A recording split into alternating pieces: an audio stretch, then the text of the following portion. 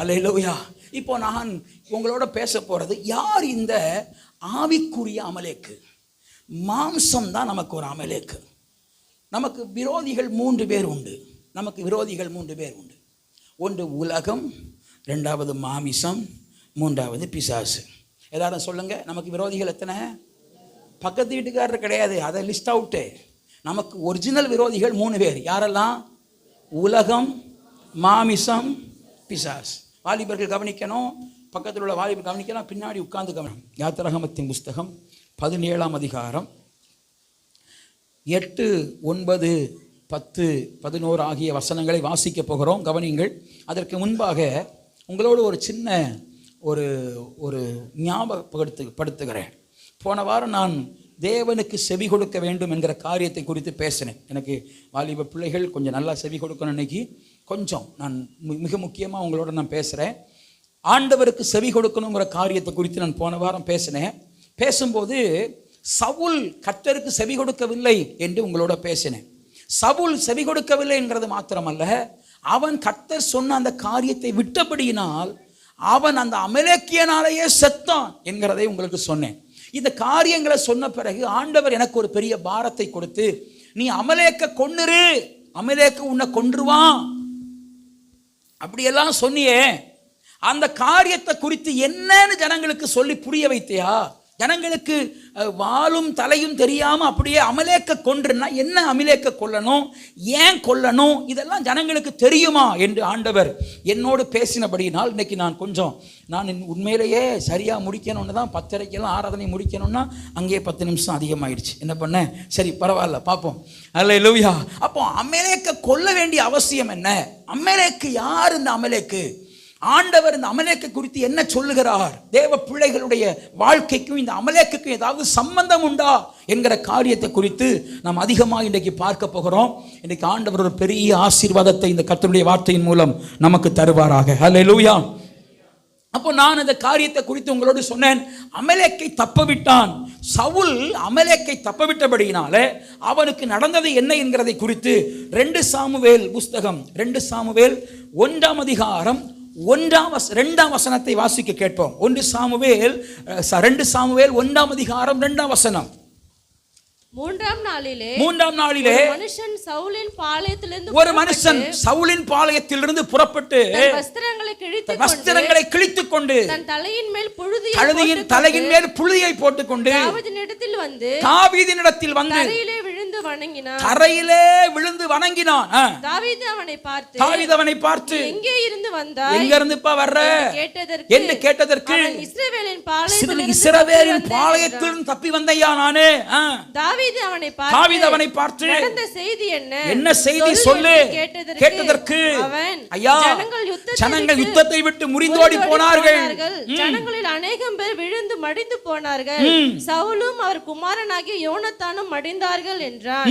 சவுலும் அவர் குமாரனாகிய யோனத்தானும் மடிந்து போனது உனக்கு எப்படி தெரியும் என்று கேட்டதற்கு அதை அறிவிக்கிற வாலிபனிடத்தில் கேட்டதற்கு அந்த வாலிபன் நான் தற்செயலாய் கில்போவா போனேன். நான் யதார்த்தமா அந்த வழியா போனையா, தற்செயலா தான் போனேன்.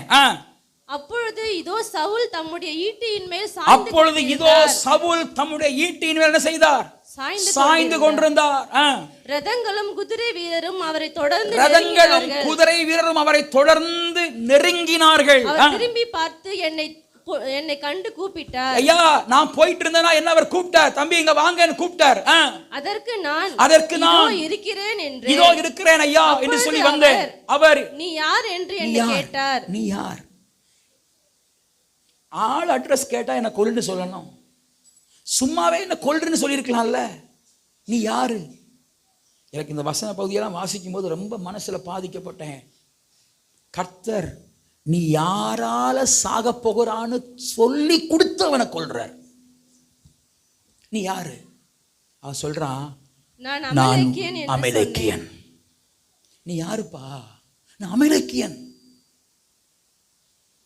நீ அன்னைக்கு 10 வருஷத்துக்கு முன்னாடி என்னை கொன்றிருந்தா நான் இன்னைக்கு உன்னை கொல்ல வந்திருக்க மாட்டேன். நீ 10 வருஷத்துக்கு முன்னாடி என்னை கொல்லாம, நான் சர்ப்பம்னு தெரியாம, நான் கொலையாளின்னு தெரியாம, நான் கர்த்தருக்கு பிரியமில்லாதவன்னு தெரியாம நீ என்ன உயிரோட விட்டல்ல, அதனால நான் இன்னைக்கு உன்னை கொல்ல வந்திருக்கிறேன். அமலேக்கியன் உடனே என்ன சொல்றான் தெரியுமா? வாசிங்க. அவர் என்னை நோக்கி நீ என் அண்டையில் கிட்ட வந்து நின்று, எப்பா நீ யாரா வேணா இருந்துட்டு போ, என்னை கொன்றுப்பா, இப்போ என் பிராணன் முழுதும் இன்னும் போகாதது, என் உயிர் ஃபுல்லா போகாததுனால எனக்கு வேதனையா இருக்கு, என்னை கொன்றுப்பா. யார் கொல்லணும்? அமலேக்கியன். ஸ்தோத்திரம். யார் கொல்லணும்? அமலேக்கியன். எனக்கு இன்னைக்கு வாலிபர்களோட நான் கவனிங்க, வாலிபர்கள் பெரியவர்கள் எல்லாரோட நான் ரொம்ப பாரத்தோடு அந்த செய்தியை கொடுக்குறேன். நான் இருதய அழுத்தத்தோடு, ஃபேன் போடுங்க தம்பி, ஃபேன் போடுங்கய்யா, எல்லாம் ஃபேன் போட்டுவிடும், கரண்ட் வரும்போது வரட்டும், எல்லா ஃபேனும் போட்டுவிடும். ரொம்ப இருதய பாரத்தோடு இந்த கர்த்தருடைய வார்த்தையை கொடுக்குறேன். ஹல்லேலூயா, ஸ்தோத்திரம். ரொம்ப பாரத்தோடு கவனிங்க. எனக்கு கொஞ்சம் இன்றைக்கு எனக்கு டைம் எடுத்து எனக்கு கொஞ்சம் கவனித்தீங்கன்னா அது உங்களுக்கு நலமா இருக்கும். அப்போ இந்த அமலேக்கியன் சவுலை கொண்டு போட்டான். ரொம்ப மனவேதனை. எந்த அமலேக்கியனை அவன் கொல்ல வேண்டுமோ அந்த அமலேக்கியனை கொல்லாமல் விட்டபடியினால், அதே அமலேக்கியன், நான் உங்களுக்கு புரியும்படியா சொல்லட்டுமா, எந்த பாவத்தை அவன் கொல்ல வேண்டுமோ அதை கொல்லாமல் விட்டபடியினால், எந்த அசுத்தத்தை அவன் கொல்ல வேண்டுமோ அதை கொல்லாமல் விட்டபடியினால், அதே அமலேக்கியன் இன்னைக்கு அவனுக்கு எதிரியா வந்து நிற்கிறான். அவன் ஜீவனை எடுத்து போட்டான். அப்ப நான் ஆண்டவர்கிட்ட கேட்கிறேன், இந்த அமலேக்கு யார்? வேதத்தில் அமலேக்குக்கு மாம்சம் என்று சொல்லப்பட்ட ஃப்ளஷ், மாம்சம். அப்போ அந்த அமலேக்கியன் எப்படி மாம்சத்துக்குரியவனாய் மாறினான் கொஞ்சம் பார்க்கலாமா? இந்த அமலேக்கு யாருன்னா வேற யாரும் இல்லை, நம்ம பங்காளி தான். சோத்திரம். அல்லேலூயா. சத்தமா சொல்லுங்க. அமலேக்கு யாரு? பிள்ளைகள்லாம் கரெக்டாக சொல்றாங்க. Very good. சொல்லுங்கம்மா. அமலேக்கு யாருமா? அனினா அமலேக்கு யாருமா? சத்தமா, நம்ம பங்காளி தான். அல்லேலூயா. என் பாஸ்டர் உங்க பங்காளியான்னு கேட்குறீங்களா? நம்ம பங்காளி. அமலேக்கு யாரு? சத்தமா சொல்லுங்கய்யா, நம்ம பங்காளி. வாசிப்போமா? ஆதியாகமத்தின் புஸ்தகம் 36ஆம் அதிகாரம் 12ஆம் வசனம் வாசி. ஆதியாகமத்தின் புஸ்தகம் 36:12 வாசிங்க. மைக்கில் திம்னாள் ஏசாவின் குமாரனாகிய எலிப்பாசுக்கு. சரி, எலிப்பாஸ் நமக்கு தெரியாது. அவங்க அப்பா யாருன்னா ஏசாவான். ஏசா யாரு? ஏதாவது ஞாபகம் இருக்கா? ஏசா ஞாபகம் இருக்கா? ஞாபகம் இருக்கா? ஏசா யாரு? யாக்கோபுடைய அண்ணன். அப்போ நமக்கு பங்காளி. ஆவிக்குரிய இஸ்ரவேலர்கள் யாரு? நாம. பங்காளியா? ஆவிக்குரிய இஸ்ரவேலர்கள் நாம. அப்போ நமக்கு கூட பிறந்தவர் தான் யாரு? ஏசா. அப்போ அவர் நமக்கு பங்காளி. அல்லேலூயா. அந்த பங்காளிக்கு பையன் தான் எலிப்பாஸ். அந்த எலிப்பாஸுக்கு பையன் யாரா? வாசிங்க. எலிப்பாஸ் யாரை பெற்றான்? ஓ, அப்ப நம்ம பங்காளிக்கு பேரனாச்சே. அப்ப நம்ம கர்த்தருடைய பிள்ளைகளா இருக்கிறதுனால பங்காளியும் கர்த்தருடைய பிள்ளைகளா தானே இருக்கணும். ஆனா ஏன் அவரை தேவன் இவ்வளவு வெறுக்க காரணம் என்ன? அவர் மேல கர்த்தருடைய கோபம் இவ்வளவு அதிகமா மாற காரணம் என்ன? அவர் ஆண்டவர் இவ்வளவு சபிக்க காரணம் என்ன? எல்லாம் நடந்துச்சு, நான் சொல்ல போறேன். சபிக்க, வெறுக்க, ஏன் ஆண்டவருக்கு இவ்வளவு கோபம் அமலேக்கு மேல? 15ஆம் வசனத்தை வாசிக்கும் போது அமலேக்கு சாதாரணமான ஆளும் கிடையாது. வாசிங்களே 15ஆம் வசனம். ஏசாவின் குமாரரில் தோன்றிய பிரபுக்களாவன இயேசுவுக்கு மூத்த மகனாகிய எலிப்பாசுக்கு குமாரில் தேமான் பிரபு, ஓமார் பிரபு, செப்போ பிரபு, கேனாஸ் பிரபு, கோராகு பிரபு, கத்தாம் பிரபு, அமலேக்கு பிரபு. அவர் சாதாரணமான ஆள் கிடையாதுங்க. ஒரு பிரபு, ஒரு கவர்னர், ஒரு பெரிய ஆளுநர், ஒரு கூட்டத்துக்கே தலைவன், நல்ல மனுஷன். ஆனா இவரை ஏன் வேதம் வெறுக்கிறதுனா, இப்ப வாசிக்கலாமா? எபிரேயர் 12ஆம் அதிகாரம் 16 வசனத்தை ஒருவர் வாசிக்க நாம் கேட்போம். எபிரேயர் 12:16. ஹோலி ஸ்பிரிட் ஸ்தோத்திரம். எபிரேயர் 12:16. ஒருவனும் வேசி கள்ளனாகாவது, ஒருவனும் வேசி கள்ளனாகவும் ஒருவேளை போஜனத்திற்காக தன் சேஷ்டபுத்திர பாகத்தை விற்று போட்ட ஏசாவை போல சீர்கெட்டவனாகவும் இராதபடி எச்சரிக்கையாயிருங்கள். எனக்கு அன்பான கர்த்தருடைய பிள்ளைகளே, ஏசாவை குறித்து வேதம் சொல்லுகிறது, அமலேக்கின் தாத்தாவை குறித்து வேதம் சொல்லுகிறது. அவன் வேசி கள்ளன் மாத்திரமல்ல, அவன் ஒருவேளை போஜனத்திற்காக, ஒருவேளை சாப்பாட்டுக்காக தேவன் அவனுக்கு வைத்த மகிமையை இழந்து போனவன். ஒரு ஆமீன் சொல்லுங்க. தேவன் அவனுக்கு என்று வைத்த ஆசீர்வாதத்தை இழந்து போனவன் ஒருவேளை ஆகாரத்திற்காக. ஆமென். ஃபேன் எல்லாம் கொஞ்சம் ஆஃப் பண்ணுங்கய்யா, கரண்ட் வந்துருச்சு. ஹல்லேலூயா. ஒருவேளை ஆகாரத்திற்காக. ஏன் பாஸ்டர், ஆகாரம் முக்கியம் இல்லையா? முக்கியம்தான். பசியை தடுக்க முடியுமா? நம்முடைய தமிழர்கள் அழகாய் சொன்னார்கள், பசி வந்தால் 10 கூட 10 சேர்த்து பறந்து போகும். ஹல்லேலூயா. ஆமென். எங்களோடு கூட வேதாகம கல்லூரி படித்த ஒரு சகோதரன் பேர் சொல்ல விரும்பல. அவர் என்ன வேணா தாங்குவார், ஆனா பசியை தாங்க மாட்டார். சாப்பாடு கரெக்ட் டைமுக்கு சாப்பாடு இல்லைன்னா முடியாது. ஏசாவுக்கு அது போலதான், சாப்பாடு இல்லைன்னா முடியாது. ஏசா போய் நின்றான். சாப்பாடு கர்த்தருடைய சேஷ்டபுத்திர பகமா சாப்பாடா? எனக்கு அதெல்லாம் வேண்டாம்ப்பா, சாப்பாடு. இன்றைக்கு இருக்கிற ஆவிக்குரிய உலகம் வெறும் வயிற்றுக்காக, இழிவான ஆதாயத்திற்காக தேவனை தேடுகிற பரிதாப கூட்டத்தில் இருக்கிறது. ஏசாவின் கூட்டத்தை போல சாப்பாடு கிடைச்சா போதும், உலக ஆசீர்வாதம் போதும், நன்மைகள் போதும், தேவனுடைய உபதேசங்கள் வேண்டாம், கர்த்தருடைய சித்தம் வேண்டாம், ஆண்டவருடைய பாதை வேண்டாம், தேவனுடைய நடத்துதல் வேண்டாம், அதெல்லாம் வேண்டாங்க. எங்களுக்கு ஆசீர்வாதம், எனக்கு ஒரு நல்ல வீடு, எனக்கு ஒரு நல்ல கார், எனக்கு பிள்ளைக்கு நல்ல ஒரு அட்மிஷன், நல்ல ஒரு வேலை, நல்ல ஒரு பொசிஷன், நல்ல ஒரு வருமானம். That's all what you need. ஏசா, உனக்கு என்ன வேண்டும்? இது போதும். ஆனா வேதம் சொல்லுகிறது, அந்த ஏசா அவன் தேவனுடைய நாமத்தின் மகிமையை விரும்பாமல், கர்த்தரை தேடாமல், ஒருவேளை போஜனத்திற்காய் கர்த்தருடைய நாமத்தை விற்று போட்டவன். அவனை குறித்து வேதம் சொல்ல சீர்கெட்டவன். அந்த ஏசாவுக்கு, சீர்கெட்டவனா இருந்த ஏசாவுக்கு பிறந்த பிள்ளையா இருக்கிறதுனால இவன் என்னமோ ஆளு மோசமாயிட்டான். அல்லேலூயா. அவன் சீர்கெட்டவனா போய் எந்த அளவுக்கு போயிட்டான் தெரியுமா?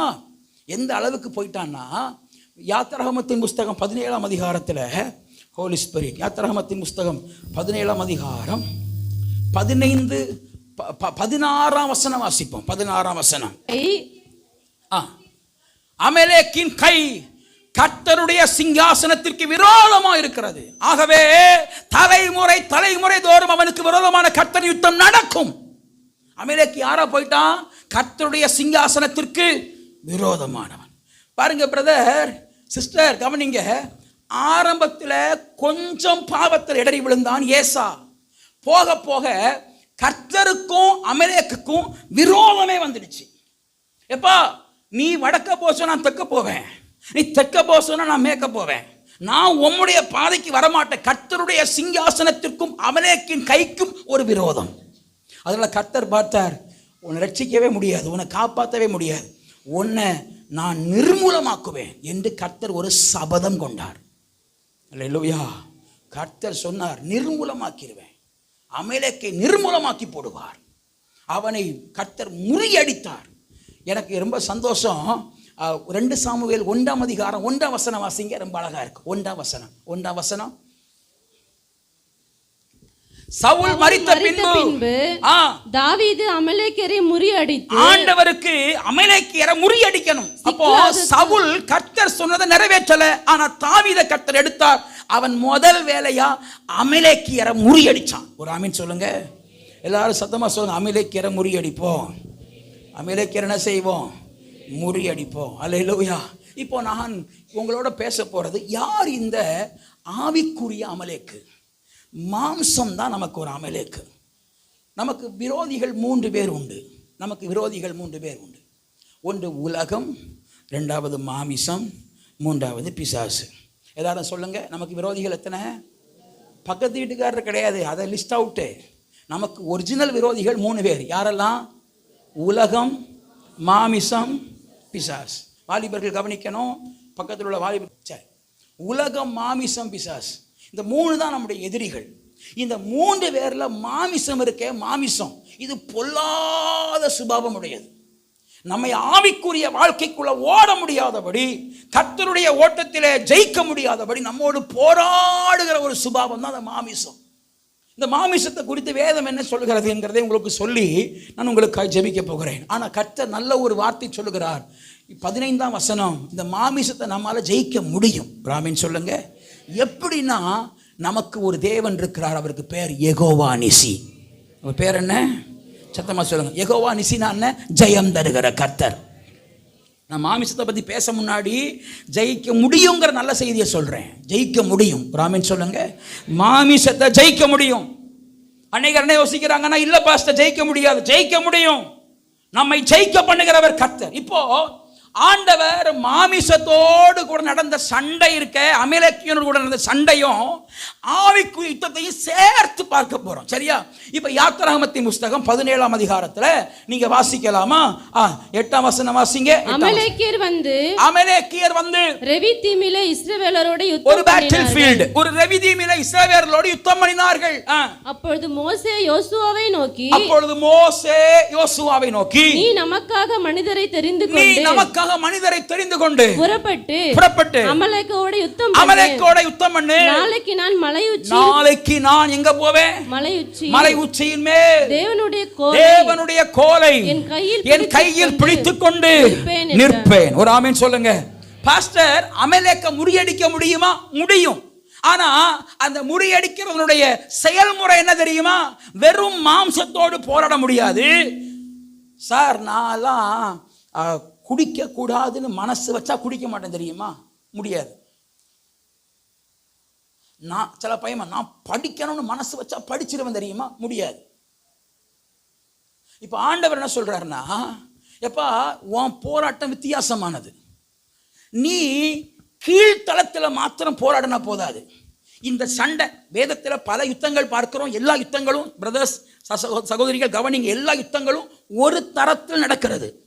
ஆனா இங்க நடக்கிற இந்த யுத்தம் மாத்திரம் 2 தளத்தில் நடக்கிறது. ஒன்று, கீழே நீ போய் மனுஷரை கூட்டிக் கொண்டு யுத்தம் பண்ணு. ஆனா மோசே சொல்றார், நான் உனக்காக மலையின் மேல் இருப்பேன். மலையின் மேல் எப்படி இருப்பேன்? தேவனுடைய கோலை பிடித்துக் கொண்டு இருப்பேன். கர்த்தருடைய கோல்னா என்ன? கர்த்தருடைய வசனம். வசனத்தை பிடித்துக் கொண்டு மலையின் மேல் இருப்பேன்ப்பா. நீ கீழே போய் சண்டை போடு. மலையின் மேல போயிட்டார்.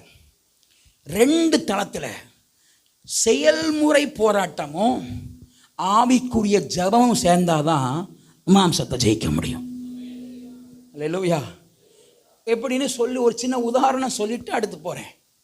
ஒரு தேவனுடைய பிள்ளை காலையில் 5 மணிக்கு எழும்பி ஜெபிக்கணும். இப்போ நான் இந்த ட்ரீட்மெண்ட் முடிகிறதுக்காக வெயிட் பண்ணுறேன். 5:30க்காவது உங்களுக்கு அதிகாலை ஜெபத்தை வைக்கலாம். அதாவது சிலர் 5 மணினா ஏர்லி மார்னிங்கில் எழும்ப முடியாமல் கஷ்டப்படுறீங்க, பெரிய போராட்டத்தில் இருக்கிறீங்க. அதனால் 5:30 பண்ணுவோம் அப்படின்னு யோசித்திருக்கிறேன். எனக்கு கொஞ்சம் அரை மணி நேரம் சேர்த்து ஜெபம் பண்ண டைம் கிடைக்கும் அப்படின்னு யோசித்திருக்கிறோம். அப்போ 5:30க்கு 5 மணிக்கு எழும்பணும்னு தீர்மானம் பண்ணி 4:50க்கு அலாரம் வச்சுட்டீங்க. என்ன, என்னுடைய ஃபோனில் அலாரம் வச்சிருக்கிறேன். அதிகாலையில் உம் திருமுகம் தேடி அர்ப்பணித்தேன். என்ன, அதான் எனக்கு அலாரம். ஆராதனை துதி ஸ்தோத்திரங்கள் அப்பனே உமக்கு தந்தே அப்படி பாடும். 4:50க்கு பாடிச்சு. கையில் ஃபோன் எட்டுற அளவுக்கு இருந்தால் மாம்சம் சொல்லும், நீ எத்தனை மணிக்கு கிளம்புறேன்னு கர்த்தருக்கு ஒப்பு கொடுத்தா? இன்னும் இவ்வளோ நேரம் இருக்கு. காலம் பொன் போன்றது. நீ என்ன செய்யாத, வேஸ்ட் பண்ணாத. தூக்கம் வரும்போது தான் வரும். அதனால் அதை ஸ்வைப் பண்ணி ஃபோனை வச்சுட்டு 10 நிமிஷம் தூங்குவான். இது யார் சொல்கிறா? எவ்வளோ அழகாக சொல்கிறீங்க. தோத்திரம். சத்தமாக சொல்லுங்க, யார் சொல்கிறா? மாம்சம். ஆவி சொல்லும், மோசே அதிகாலையில் எழுந்திருந்து ஆயத்தமாகி எழும்பி ஊத்த வாயோட போய் ஜெபத்தில் உட்காராம, அல்லேலூயா, ஆண்டவர் ஜெபத்தை கேட்கணும்ல,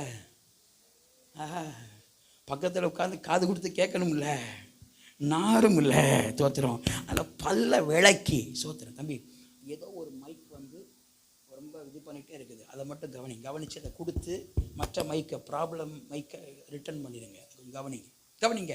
ஊத்த வாயோட போய் உட்காந்து தோத்திரம் பல்ல விளக்கி, இல்லை. இரண்டாவது, முகம் வந்து ஒரு மாதிரியே இருக்கும். தூங்கி எழும்னா அப்படி இருக்கும். அப்படி சொல்லட்டா, பேயறைஞ்ச மாதிரியே இருக்கும். அங்கே தூக்கமே போயிருக்காது, அந்த தூக்க கலக்கம் முகத்திலேயே இருக்கும், இல்லையா? அப்புறம் முகத்தை கழுவிட்டா தூக்கம் போயிடும். கழுவப்படாது, அப்படியே உட்காந்து என்ன ஜெபம் பண்ண முடியும்? பிறகு ஜெப குறிப்பு, பாஸ்டர் எனக்காக ஜெபம் பண்ணுங்க. எதுக்கு ஜெபம் பண்ணணும்? ஜெபம் பண்ணா தூக்கமாக வருதுன்னு. அப்போ மாம்சம் ஜெயிக்க கூடாது சிஸ்டர், அல்லேலூயா. மாம்சம் ஜெயிக்க கூடாது. அமலேக்கை ஜெயிக்கிறதற்கு 2 தளத்தில் சண்டை நடக்கணும். ஒன்று, கீழே எழும்பணும், பிரயாசப்படணும், முகத்தை கழுவணும், ஆயத்தமாகணும். மேலே தேவனுடைய கோல் எடுத்துக்கொண்டு நின்று ஜெபம் பண்ணணும். இந்த 2 சேர்ந்தாலும் அந்த பிசாசு என்ன செய்ய முடியும்? ஜெயிக்க முடியும். ஒரு ஆமென் சொல்லுங்க. அல்லேலூயா. எவ்வளவு நேரம் போராடணும்? வாசிப்போமா? 10ஆம் வசனம். யோசுவா தனக்கு மோசே சொன்னபடியே செய்து அமலேக்கோட யுத்தம் பண்ணினான். மோசேயும் ஆரோனும் ஊர் என்பவனும் மலையுச்சியில் ஏறினார்கள். மோசே தன் கையை ஏறெடுத்திருக்கையில், இங்கதான் ரகசியமே இருக்கு.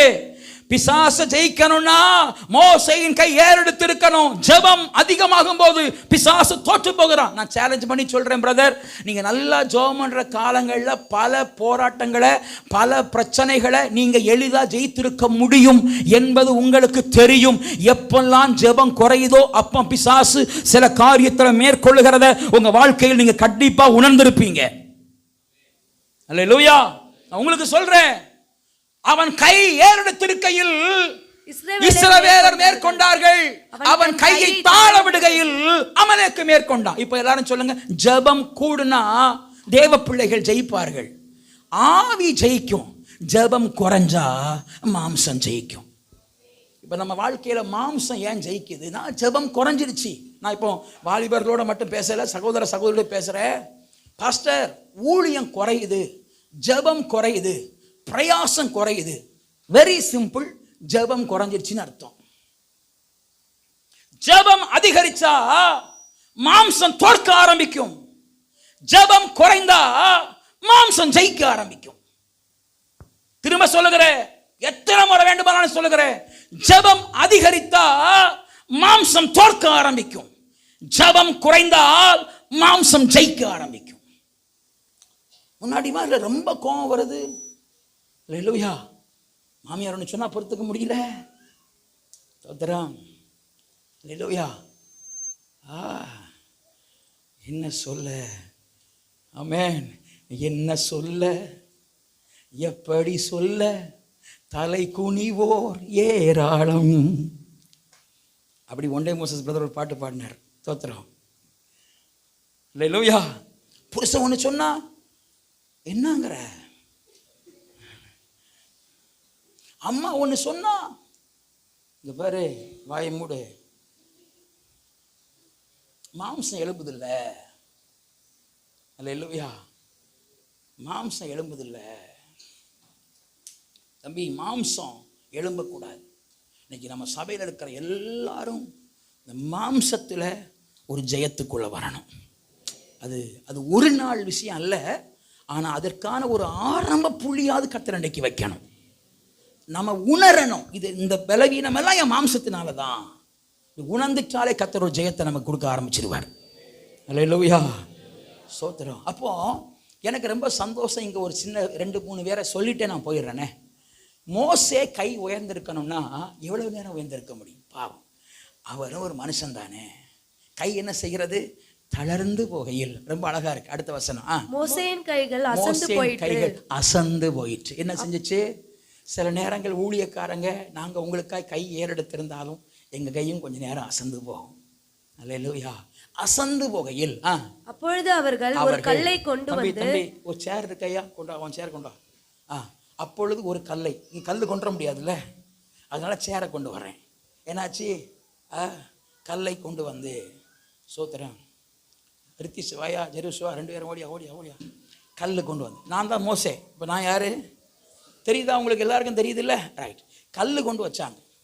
கல்லு கொண்டு வச்சு வாசிங்க. அவன் கீழே வைத்தார்கள். அதன் மேல் உட்கார்ந்தான்.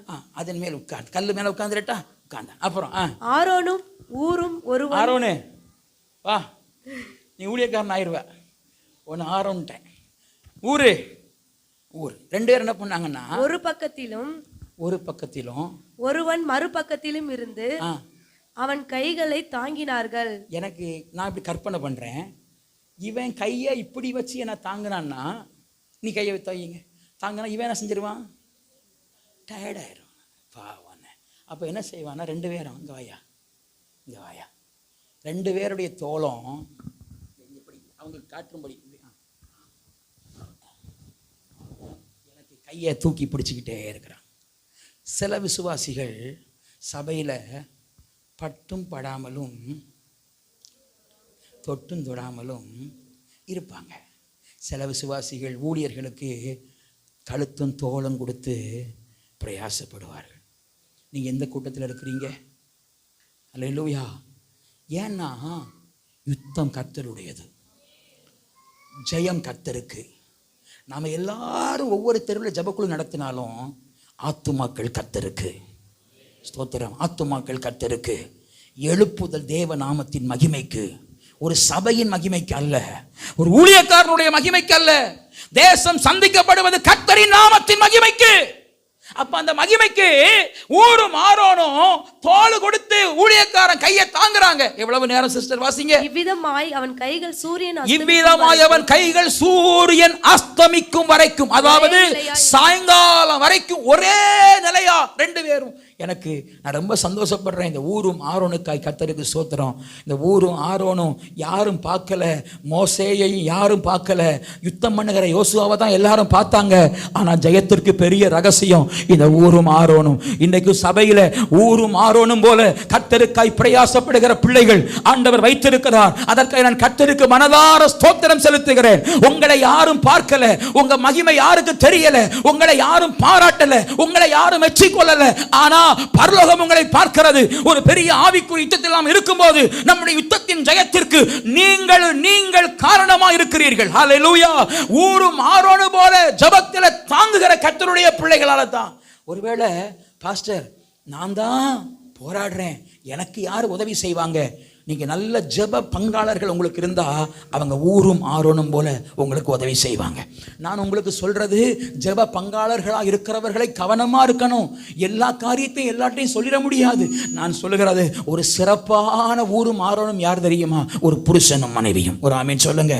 ஒரு புருஷனும் மனைவியும் ரட்சிக்கப்பட்ட கர்த்தருடைய பிள்ளைகளா இருப்பீங்கன்னா நீங்க தான் ஒரு ஊரும் ஆரோனுமாய் கர்த்தருடைய ராஜ்யத்திற்கு மகிமையின் பாத்திரங்களாய் பயன்பட முடியும். 2 பேருடைய ஒத்துழைப்பு, 2 பேருடைய அர்ப்பணிப்பு, 2 பேருடைய பிரதிஷ்டை, 2 பேரும் கர்த்தருக்கு தங்களுக்கு கீழ்ப்படுகிற அனுபவத்தில் ஒரு மனமாக இருக்கும்போது கர்த்தர் அந்த ஒரு மனதை கனம் பண்ணி பெரிய ஜெயத்தை கொண்டு வருவதற்கு வல்லமை உள்ளவராக இருக்கிறார்.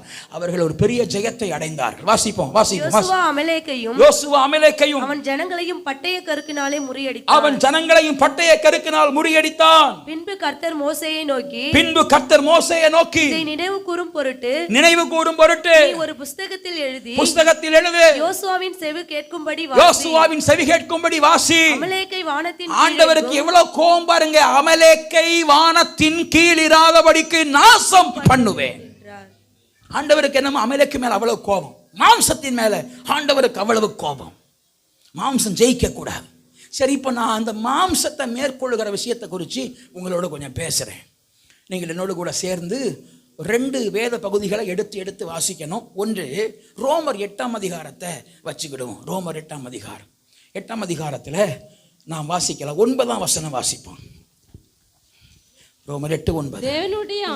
தேவனுடைய ஆவி உங்களில் வாசமாயிருந்தால் நீங்கள் மாம்சத்துக்கு உட்பட்டவர்களாய் இராமல் ஆவிக்குட்பட்டவர்களாய் இருப்பீர்கள். கிறிஸ்துவின் ஆவி இல்லாதவன் அவருடையவன் அல்ல. அல்லேலூயா. இப்போ நீங்க மாம்சத்துக்கு, நம்ம எல்லாரும் சொல்றோம், நீங்க எந்த சர்ச்சுக்கு போறீங்க அப்படி கேட்கறாங்க. நீங்க உடனே சொல்றீங்க வெரி குட், ரகபோத் சர்ச்சுக்கு போறேன்னு சொல்லக்கூடாது, எங்க சபைக்கு போறேன்னு சொல்லணும். நான் ஒரு ஆவிக்குரிய சபைக்கு போறேன். அல்லேலூயா. ஸ்தாபன பேரெல்லாம் கொடி பிடிக்கப்படாது. பரலோகத்தில் நமக்கு ஒரே ஒரு சபை தான், தேவனுடைய பிள்ளைகள் என்கிற ஒரே சபை. அல்லேலூயா. அல்லேலூயா. அதனால நாங்க பரலோகத்தில் ஒரே கூட்டமா இருப்போம். நம்ம ஆவிக்குரிய சபையா? இல்ல சத்தமா சொல்லுங்க, என்ன சபையா? நமக்கு ஆவிக்குரிய சபை. என்ன சபை? நீங்க எல்லாம் எங்க ஐக்கியமா இருக்கிறீங்க தம்பி? சத்தமா சொல்லுங்க. அல்லேலூயா. என்ன சபையில் ஐக்கியமா இருக்கிறீங்க? நீங்க பக்கத்தில் ஐக்கியமா இராதுங்க, ஏன்ட்ட ஐக்கியமா இருங்க. எங்க ஐக்கியமா இருக்கிறீங்க? சத்தமா சொல்லுங்க, எங்க ஐக்கியமா இருக்கிறீங்க தம்பி? சத்தமா சொல்லுங்க, எங்க ஐக்கியமா இருக்கிறீங்க? ஆவிக்குரிய சபை. சரி, இந்த ஆவிக்குரிய சபைக்கும் சாதாரணமான சபைக்கும் உள்ள வித்தியாசம் என்ன அப்படின்னா, நாம எல்லாரும் எங்க போக ஆயத்தமா இருக்கிறோம்? சத்தமா சொல்லுங்க, பரலோகத்துக்கு போமா? சரி, பரலோகத்தின் நம்ம எந்த சபையும் குறை சொல்லலாம் வரலங்க. நான் ஒரு சின்ன ஒரு கன்க்ளூஷன் கொடுத்துட்டு போறேன். பரலோகத்துக்கு யார் சொந்தக்காரரே உங்களுக்கு தெரியுமா? பரலோகத்துக்கு யார் சொந்தக்காரரே? சத்தமா சொல்லுங்களேன். ஏசப்பாங்கிறீங்களா? சொல்ல தப்பு இல்லைன்னா தெளிவா சொல்லுங்க. பரலோகத்துக்கு யார் சொந்தக்காரரே? ஏசப்பா. அல்லேலூயா. உங்களுக்கு புரிஞ்ச பாஷையில சொல்லுங்க, சத்தமா சொல்லுங்க. பரலோகத்துக்கு யார் சொந்தக்காரரியா? இயேசு கிறிஸ்து. அப்படித்தானா? சரி, அந்த பரலோகத்துக்கு சொந்தக்காரர்கிட்ட நான் வரணும்னா என்ன செய்யணும்னு அவர்கிட்ட கேட்போம். நம்ம ஒரு 3 சபையார் போவோம். ஒன்று மெத்தடிஸ்ட் சபையார், ஒன்று ரோமன் கத்தோலிக்க சபையார், ஒன்று இந்த நம்ம ஆவிக்குரிய சபையார். 3 பேரும் போய் நான் உள்ளே வரணும்னா என்ன செய்யணும்னு கேட்போம். அவர் என்ன சொல்றாருன்னா, யோவான் 3ஆம் அதிகாரம் 2ஆம் வசனம் என்ன சொல்றார்? வாசிங்க. சத்தமா சொல்லுங்க, சத்தமா வாசிங்க, டக்குன்னு வாசிங்க. யோவான் 3 வாசிங்க. இயேசு அவனுக்கு பிரதியுத்தரமாக, ஒருவன் மறுபடியும் பிறவாவிட்டால் தேவனுடைய ராஜ்யத்தில் பிரவேசிக்க மாட்டான். தேவனுடைய ராஜ்யத்தில் என்ன செய்ய மாட்டான்? பிரவேசிக்க மாட்டான். அப்ப என்னையா செய்யணும்? மறுபடி பிறக்கணும். இவருக்கு புரியல, மறுபடி பிறக்கிறதுனா என்ன? 5ஆம் வசனம் வாசிப்போம். இயேசு பிரதியுத்தரமாக, ஒருவன் ஜலத்தினாலும் ஆவியினாலும் பிறவாவிட்டால், பிரதர் சிஸ்டர், ஒருவன் ஜலத்தினாலும் ஆவியினாலும் பிறவாவிட்டால், அதாவது ஞானஸ்நானம் என்கிற ஜலத்தினாலும் பரிசுத்தாவி என்கிற ஆவியினாலும் பிறவாவிட்டால் தேவனுடைய ராஜ்யத்தில் பிரவேசிக்க மாட்டான் என்று மெய்யாகவே பாருங்க. இந்த ஸ்டேட்மெண்ட் யாருக்குள்ளது? இந்த ஸ்டேட்மெண்ட் யாருக்குள்ளது? சத்தமா சொல்லுங்க, எல்லாரும் கூட சேர்ந்து பேசுங்களேன். இந்த ஸ்டேட்மெண்ட் யாருக்குள்ளது? இயேசுவுக்குள்ளது. இந்த ஸ்டேட்மெண்ட்டுக்கு சொந்தக்காரர் இயேசு. அவரை நீங்க விசுவாசிக்கிறீங்களா? கட்டாயம் விசுவாசிக்கிறோம். அவர் சொன்னா கீழ்ப்படுவீங்களா? அவர் என்ன சொல்றாருன்னா, ஜலத்தினால பிறக்கணும்பா. ஃபர்ஸ்ட் யாராவது முழுகி, தண்ணீரில் முழுகி ஞானஸ்தானம் பெறாம இருப்பீங்கன்னா, உங்களுக்கு ரொம்ப அன்பா சொல்றேன் பிரதர் சிஸ்டர், பரலோகத்துக்கு போவதற்கு பரலோகத்தின் சொந்தக்காரர் இயேசு என்ன சொல்றாருன்னா, ஜலத்தில பிறக்கணும். ஒரு ஆவிக்குரியவனுடைய பிகினிங் ஜலத்தில பிறக்கணும். 2வது ஆவியில பிறக்கணும், பரிசுத்தாவின் அபிஷேகம் பெற்றுக் கொள்ளணும். இந்த 2 இல்லைன்னா வாசிங்க, தேவனுடைய ராஜ்யத்தில் என்று மெய்யாகவே சொல்லுகிறேன். அது என்ன? நான் சொல்றேன், மெய்யாகவேன்னு சொல்றது இந்த வார்த்தையின் சரியான பொருள் சத்தியமா சொல்றேன். இதை பவுல் சொன்னா கூட கொஞ்சம் யோசித்திருக்கலாம், பேதுரு சொன்னா யோசித்திருக்கலாம். பரலோகத்தின் சொந்தக்காரர் சொல்றாரு, ஒருவன் ஜலத்தினாலும் ஆவியினாலும் பிறவாவிட்டால் தேவராஜ்யத்தில். நீங்க ரொம்ப ஏழைகளுக்கு உதவி செய்யலாம், நீங்க ரொம்ப நல்லவங்களா இருக்கலாம், உங்க மனசு பெரிய மனசா இருக்கலாம். ஆனா ஒரு செய்தியை வருத்தத்தோட சொல்றேன், நீங்க ஞானஸ்தானம் எடுத்து பரிசுத்தாவின் அபிஷேகம் பெறலன்னா தேவராஜ்யத்தில் வர முடியாது என்று அந்த தேவராஜ்யத்தின் சொந்தக்காரர் இயேசு அவர் சொல்லுகிறார். அல்லேலூயா. ஆகவே ஆண்டவருடைய ஆவி உள்ள ஆவிக்குரிய ஆவிக்குரியவர்களா இருக்க வேண்டியது நமக்கு அவசியம். அந்த ஆவிக்குரியவர்கள் தேவனுக்காக வாழுகிற ஆவிக்குரியவர்கள், பரிசுத்தாவி பெற்றுக் கொண்ட ஆவிக்குரியவர்கள், ஞானஸ்நானம் எடுத்து கர்த்தரோடு வாழுகிற ஆவிக்குரியவர்கள், மறுபடியும் பிறந்த அந்த அனுபவம் உள்ள ஆவிக்குரியவர்கள். நாம் ஆவிக்குரியவர்களா வாழணும். இப்போ நான் உங்களோடு கொஞ்சம் பேச விரும்புகிறேன். ரோமர் 8:12 வாசிப்போம். ரோமர் 8:12. ஆகையால் சகோதரரே மாம்சத்தின்படி பிழைப்பதற்கு நாம் மாம்சத்துக்கு கடனாளிகள் அல்ல. நாம் மாம்சத்துக்கு கடனாளிகள் அல்ல. அப்போ நாம் யாருக்கு கடனாளிகள் என்கிற தெளிவு நமக்கு வேணும். பிரதர் கவனிங்க, தம்பி கவனிங்க, நாம் யாருக்கு கடனாளிகள்? நாம யாருக்கு கடனாளிகள் அல்ல? மாம்சத்துக்கு.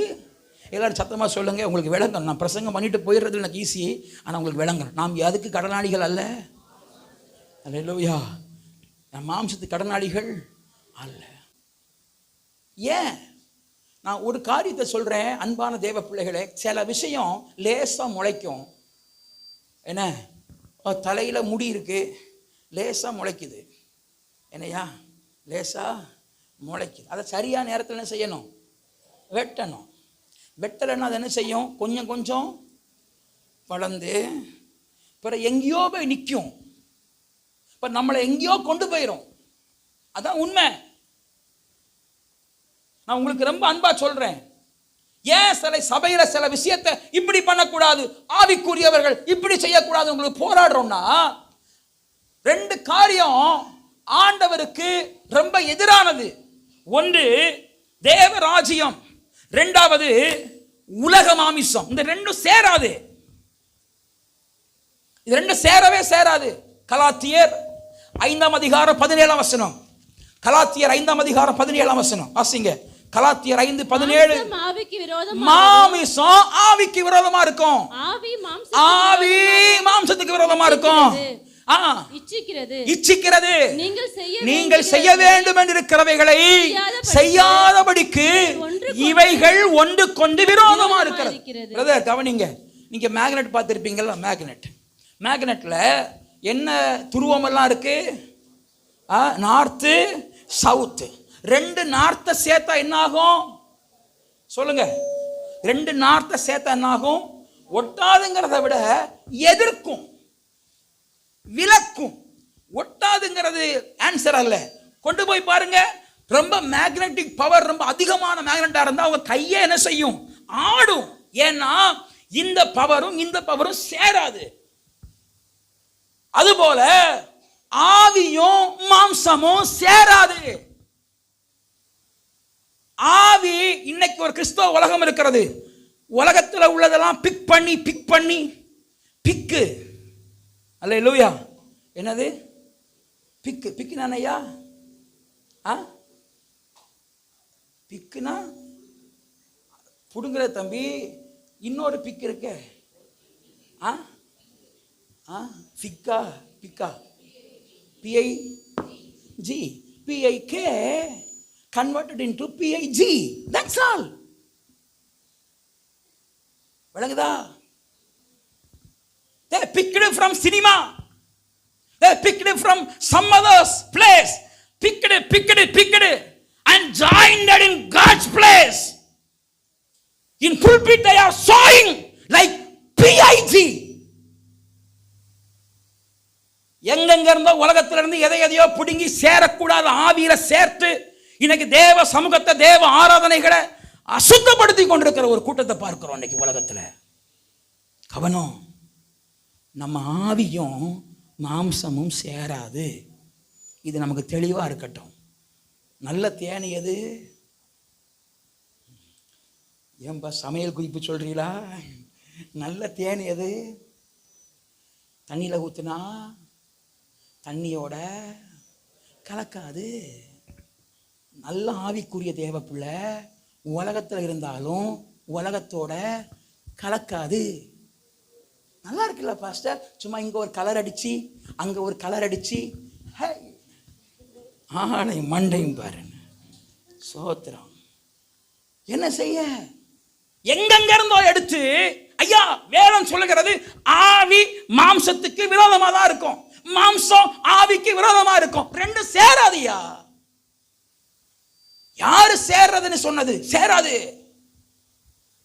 தேவ பிள்ளைகளே, நீங்கள் மாம்சத்துக்கு கடனாளிகள் அல்ல. அப்ப நான் யாரு கடனாளி? 1 கொரிந்தியர் 6:19-20 வாசிப்போம். 1 கொரிந்தியர் 6:19-20. 1 கொரிந்தியர் 6:19-20. சத்தமா வாசிங்க, சீக்கிரம் வாசிங்க. உங்கள் சரீரமானது நீங்கள் தேவனாலே பெற்றும் உங்களில் தங்கியும் இருக்கிற பரிசுத்த ஆவியினுடைய ஆலயமாய் இருக்கிறது என்றும் நீங்கள் உங்களுடையவர்கள் அல்லவென்றும் அறியீர்களா? அடுத்த வசனம், கிரயத்திற்கு கொல்லப்பட்டீர்களே. எதற்கு கொல்லப்பட்டீர்கள்? இப்ப சொல்லுங்க, விலைக்கு வாங்கியாச்சு. சத்தமா சொல்லுங்க, அல்லேலூயா சொல்லுங்க. சோல்டு, வித்தாச்சு. வாங்கினது யாரு? ஓனர் யாரு? யாருக்கெல்லாம் ஓனர் இயேசு? கையை தூக்கி ஒரு 3 அல்லேலூயா சத்தமா சொல்லுங்க. அல்லேலூயா, அல்லேலூயா, அல்லேலூயா. ஓனரா தம்பி? ஓனர் இயேசுவா? ஆமென். இப்போ நீங்க யாரு கடனாளி? சத்தமா சொல்லுங்க. முழு சபையும் சொல்லுங்க, நீங்க யாரு கடனாளி? இப்ப யாரு கடனாளி அல்ல? உலகத்துக்கு, மாம்சத்துக்கு கடனாளி. இப்ப நம்ம யாரு கடனாளிமா? நல்ல ஒரு தெளிவு உண்டாகிறதுக்காக உங்களை சொல்ல வைக்கிறேன். நாம் யாரு கடனாளி? கடனாளி யாருக்கு இல்ல? மாம்சத்துக்கு. மாம்சம் சொல்றதை என்ன செய்யக்கூடாது? கேட்கக்கூடாது. யார் சொல்றதை கேட்கணும்? இயேசு ஆவியானவர் சொல்றதை கேட்கணும். ஒரு ஆமீன் சொல்லுங்க. மாமிசம் ஸ்கூல்ல போன உடனே 4 பேருடைய ஹேர் ஸ்டைலை பார்த்து நல்லா இருக்கே, நல்லா இல்லை, ஆனால் நல்லா இருக்கிற மாதிரி தெரியும். ஏன்னா அது மாம்சம்.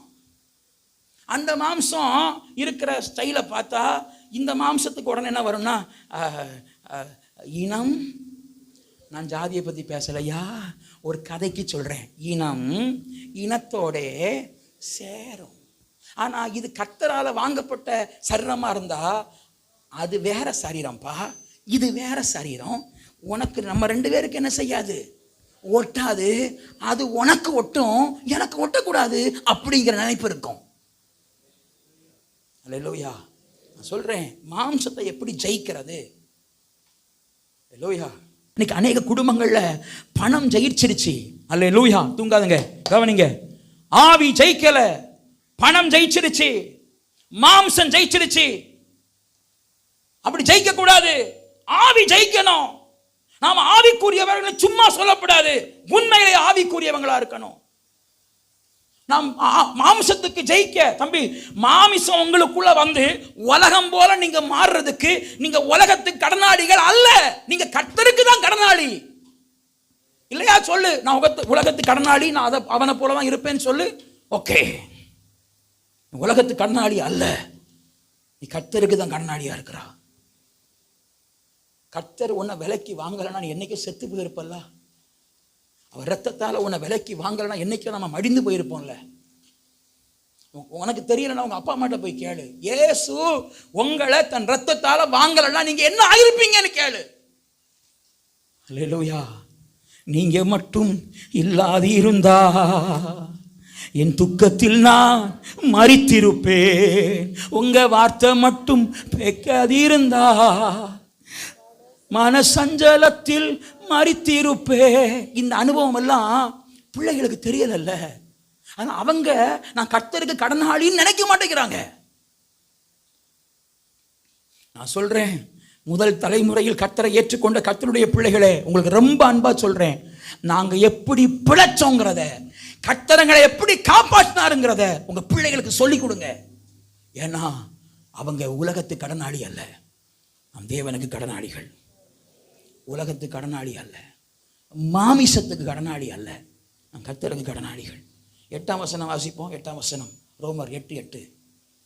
ரோமர் 8:8 வாசிங்களேன் சீக்கிரம்.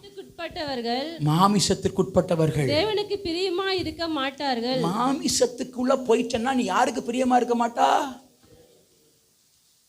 சபைக்கு, சத்தமா சொல்லுங்க, சபைக்கு வரமாட்டார்கள், வேதம் படிக்க மாட்டார்கள், ஜெபம் பண்ண மாட்டார்கள், உபவாசம் செய்ய மாட்டார்கள். ஏன்னா அவர்கள் தேவனுக்கு பிரியமா இருக்க மாட்டார்கள். அல்லேலூயா. தம்பி வாயா. ஒருவன் வம்சத்துக்கு உட்பட்டவர்களாக இருந்தான். இவன் தலைமுடி எப்படி இருக்கு, ஒரு சைஸாக இருக்கு. சரியா இருக்குன்னு வச்சுக்கிடுவோம். ஒரு சைஸாக மாறுன்னு வைங்க, ஒரு சைஸாக மாறும். அப்புறம் இங்கே ஒரு ரோடு, கொடைக்கானலுக்கு கொடை ரோடு, அப்படி ஒரு ஸ்டாப் இருக்குது தெரியுமா? நீங்கள் ட்ரெயினில் வந்து பாருங்கள், திண்டுக்கல் தாண்டினா என்ன ஸ்டாப் வரும்? கொடை ரோடு. கொடை ரோடு. இது உதகமண்டலம் ரோடு இருக்கு. அப்படி அல்லேலூயா. நிறைய மண்டையில் தெரியுது. ஒன்று கொடை ரோட்டுக்கு போகுது, ஒன்று உதகமண்டலம். அது அப்படி போகுது. இவன் அப்போ யாருக்கு உட்பட்டவன்? சத்தமாக சொல்லுங்க, நம்ம பிள்ளைகளுக்கு சொல்லிக் கொடுக்கணும். சத்தமாக சொல்லுங்க, யாருக்கு உட்பட்டவன்? அப்போ இவன் யாருக்கு பிரியமாக இருக்க மாட்டான்? கேட்டானே சொல்லுவான் தெரியுமா? எங்கள் அப்பா பாஸ்டருமா. நான் ஏசப்பாவுக்கு பக்கத்து வீட்டு, எங்கள் அப்பா பாஸ்டர் இருந்துட்டு போட்டோம். அப்பா உங்க அப்பா பாஸ்டா இருந்துட்டு போறாரா, பிஷப்பா இருந்துட்டு போறாரா, எவரா இருந்துட்டு போறாரா, நீ கர்த்தருடைய ராஜ்யத்துக்கு உட்பட்டவனா என்பதுதான் காரியம். உன் தலை முடி தோற்றம், உன் மாம்சம், இந்த மாம்சம் யாருக்குரியது? இல்ல, இருதயத்தை ஆண்டவர் பார்க்கிறார். பேசாம இருடே, இருதயத்தை ஆண்டவர் பார்க்கிறார். இந்த மாம்சம் யாருடையது? வாசித்தீங்களா? கிரயத்துக்கு கொல்லப்பட்டீர்களே ஆகையால். வாசிங்க இந்த வசனத்தை வாசித்து முடிங்களேன். கிரயத்துக்கு கொல்லப்பட்டீர்களே ஆகையால். 1 கொரிந்தியர் 6:20. ஆகையால் தேவனுக்கு உடையவளாகிய பிரதர், இது யாருக்கு உடையதான்? தேவனுக்கு உடையது என்னெல்லாம்? உங்க சரீரம். இது சரீரமா? தலைமுடி சரீரமா? ஐயா சரீரம் தானே இல்லையா? சரீரம் தானே ஆங்கிறான். அவனுக்கு தெரில, சொல்லி கொடுப்போம். இது என்னது? சரீரம். இது என்னது? சரீரம். சரீரம் தானா? உன் சரீரம் தானா? இது தேவனுக்கு உடையதானா? அப்ப என்ன பண்ணாத? ஓட்டப்படாத. என்ன சொல்ல, எப்படி சொல்ல, தலை குனிவோர் ஏராளம். நான் சகோதரிமார் ஓட்டப்படுறத பற்றி சொல்ல, அது வேற கதை. அந்த டிபார்ட்மெண்ட்டுக்கு நான் வரல, இந்த டிபார்ட்மெண்ட்டுக்கு சொல்கிறேன். இந்த டிபார்ட்மெண்ட். அல்லேலூயா. இது என்னது? தேவனுடைய சரீரம். தேவனுக்கு சொல்லுங்க, தேவனுக்கு உடையது. அப்ப தேவனுக்கு உடையதுல நீ கண்டதை கிழிக்காத, எவா பேரையும் கிழிக்காத. ஏன்னா இந்த சரீரம் யாருக்கு உடையதையா? அதுல என்ன செய்யாத? பச்சை குத்தாத. அல்லேலூயா. தேவனுக்கு உடையது. குத்திட்டோம்னா அந்த நிலைமையை விட்டுருங்க. இனி செய்யாத. தேவனுக்கு உடையது. அல்லேலூயா. சோத்திரம். இது மாம்சத்துக்கு உட்பட்டதல்ல. நான் சொல்றேன், தேவனுக்கு பிரியமில்லாத காரியங்கள் இந்த உடம்புல இருந்தா இந்த சரீரம் உங்களுக்குரியதல்ல, தேவனுக்குரியது. மாம்சம் தேவனுக்குரியது, இது உங்களுக்குரியதல்ல. வாயப்பட ஏற்கனவே ஊத்தி 56 போச்சு. அல்லேலூயா. எத்தனை போச்சு? 56 54? நேற்றுக்கு ராத்திரி வரைக்கும் 54. பிறகு என்னாச்சு? 56 54 தானா? போச்சு. நீ என்ன செய்யாத? ஊத்தாத. பிரதர், சரீரம் யாருக்குள்ளது? ஊத்த முடியாது பிரதர், ஊத்தக்கூடாது.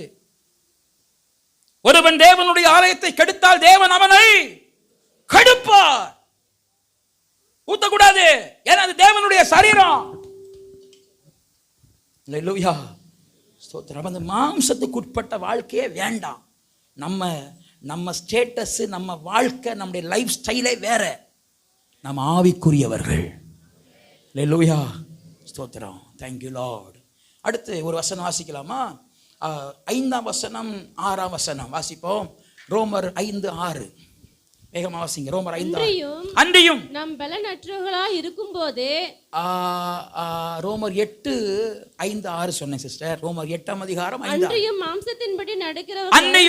மாம்சத்தின்படி நடக்கிறவர்கள் மாம்சத்துக்குரியவைகளை சிந்திக்கிறார்கள். ஆவியின்படி நல்ல கவனிங்க. அவங்க சிந்திக்கிறதெல்லாம் மாம்சத்துக்குரியது. அவன் என்ன ஸ்கோர் வாங்கினா? யாரு? தோனி தான். என்ன ஸ்கோர் வாங்கினாரு? அதே தான் இருக்கு. யார் சேட் பண்ணா? ஃபோன் எடுத்து ராத்திரி 12 மணிக்கும் தேவனுக்குரிய சிந்திக்க முடியல, மாம்சத்துக்குரியவைகளை சிந்திக்கிறார்கள். உங்க பிள்ளைகள் எதை ரொம்ப சிந்திக்கிறாங்கன்னு சொல்லி உங்க பிள்ளைகள் ஆவிக்குரியவங்களா மாம்சத்துக்குரியவங்களா முடிவு பண்ணலாம். மாம்சத்துக்குரியவைகளை சிந்திக்கிறார்கள். இயல்பாகவே மாம்சம் ஒட்டி இருக்கு. நாங்கள் எங்கள் வீட்டில் கூட நான் சொல்கிறேன், ஓப்பனாக சொல்கிறேன், கொஞ்சம் நேரம் நம்ம கேப் விட்டா அவங்க வேற ஒன்றும் பார்க்கல. எங்கள் வீட்டில் 2 காரியம் அதிகமாக பார்ப்பாங்க இந்த பிள்ளைகள் பார்க்க. ஒன்று வந்து என்ன ஜீசஸ் ட்ராமான்னு சொல்லி இந்த இயேசு விடுவிக்கிறார்கள் ட்ராமா பார்ப்பாங்க. 2வது பாட்டு பார்ப்பாங்க. இந்த பாட்டுன்னு பாட்டு பார்ப்பாங்க. எனக்கு அந்த 2யுமே அம்மா இருக்கும்போது தேவை ப்ராக்டிஸ் பண்ணணும் தான் பார்க்கணுமே தவிர, நாங்கள் கொஞ்சம் சமையலில் இல்லை ஜபத்தில் இருக்கும்போது டக்குன்னு ஃபோன் எடுத்துகிட்டு போய் தனியாக போய் ஜீசஸ் ட்ராமா போடு அப்படி பார்க்கறது எங்களுக்கு கடும் எதிர்ப்பு. ஏன்னா பிள்ளைகளுக்கு அந்த அந்த ஃபோன் என்கிற ஒரு இச்சை தானா எழும்புது. பிசாசு அந்த இச்சையை இருதயத்தில் வச்சுட்டானே. நான் சொல்றேன், இன்னைக்கு அந்த அமலேக்க ஜெயிக்கணும். அமலேக்க எதெல்லாம் நல்ல விஷயம் கெட்ட விஷயம் நம்ம அதுக்குள்ள வர வேண்டாம். ஏன் நம்முடைய மாம்சம் அதுக்கு அடிமையா இருக்கு? ஏன் அதுக்கு நம்ம அடிமையா இருக்கிறோம்? அந்த மாம்சத்திற்கு நாம ஏன் அடிமையா இருக்கிறோம்? நமக்கு அது அடிமையா இருக்கணுமே தவிர அதற்கு நாம எப்படி அடிமையா இருக்கலாம்? நீங்க எல்லாரும் உங்களை யோசித்து பாருங்க. இன்னைக்கு நம்ம ஆவிக்குரியவர்களா மாம்சத்துக்குரியவர்களா? ஆவிக்குரியவன் ஆவிக்குரியவைகளை சிந்திக்கிறான், மாம்சத்துக்குரியவன் கொஞ்ச நேரம் ஆனால் நீ ஃபாஸ்டிங் ப்ரேயர் ஏன் போகணும்? வீட்டில் உட்காந்து 4 பேர்ட்ட சேட் பண்ணலாமே. நீ மாம்சத்துக்குரியவன். நம்ம டைம் ஸ்பெண்ட் பண்ணலாமே. ஒரு பொழுதுபோக்கு இருக்க வேண்டாமா?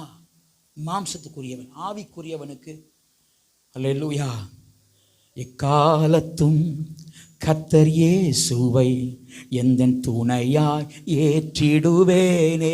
உயர்வோ தாழ்வோ என் நிலையோ எந்தன் இன்பம் இயேசுவை. தாவீதில் கேட்ட அவர் சொல்லுவாரு, எந்த காலத்திலும் எந்த நேரத்திலும் நன்றியால் உம்மை. ஏங்க ஏன் சார் எப்பவும் பாட்டு ஜெபம்னா போர் அடிக்காது? நான் ஒன்று சொல்லட்டா, ஆவிக்குரியவனுக்கு போர் அடிக்காது. போர் அடிக்கிறவன் ஆவிக்குரியவன் அல்ல. அல்லேலூயா. நான் சில விஷயத்தை சொல்றேன், அது உங்களுக்கு கசப்பா இருந்தாலும் அது உண்மை, ரைட்டா? நான் உங்களை திருப்திப்படுத்துறதுக்கு, உங்களுக்கு சந்தோஷமா நீங்க ஒரு அதிகாரத்துல ஒரு வசனம் வாசித்தா கூட you are child of God என்னால பிரசங்கம் பண்ண முடியும். I will not do that. நான் அப்படி செய்ய மாட்டேன். ஏன்னா ஆவிக்குரியவன் ஆவிக்குரியவைகளை சிந்திக்கிறான், மாம்சத்துக்குரியவன் மாம்சத்துக்குரியவைகளை சிந்திக்கிறான். அல்லேலூயா. ஜெபம், வேத வாசிப்பு, கர்த்தருடைய பாதம், தேவ பிரசன்னம் என்றிருக்கிறவன் ஆவிக்குரியவன். சரி, அடுத்த வசனம் 6ஆம் வசனம். மாம்ச சிந்தை மரணம். மாம்ச சிந்தை ஒரு நாள் எங்கேயோ கொண்டு போய் மரணத்தில் நிப்பாட்டும். ஆவியின் சிந்தையோ ஜீவனும் சமாதானமுமாம். ஆவியின் சிந்தை என்னது? ஜீவனும் சமாதானம். ஜீவன் கிடைக்கும், நித்திய ஜீவன் கிடைக்கும், சமாதானமான ஒரு வாழ்வு கிடைக்கும். ராமேன் சொல்லுங்க.